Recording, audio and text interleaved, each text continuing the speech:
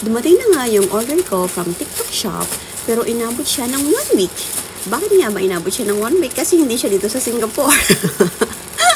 So, everyday ako may deliver.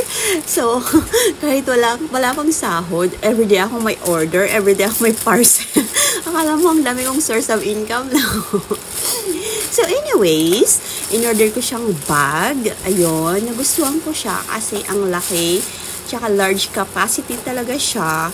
Sa katulad kong madaming anik-anik at palaging nasa labas at palaging, alam mo na, yung daming palaging dalang bit-bit and anything. So, nagustuhan ko siya. So, I grab an order. So, ayun na nga.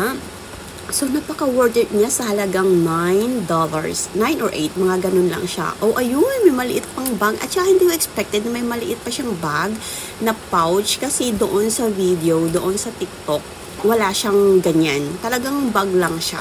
Yun lang. And then, I choose the color brown kasi hindi siya madumihin. And sa katulad kong medyo clumsy at madaming anik-anik na laging nilalagay palagi. So, hindi bagay sa akin ang mga white-white na mga ganyan.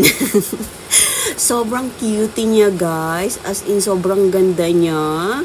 So, ayun, just grab nyo na, guys. Sobrang ganda niya. Sobrang cutie. Bye!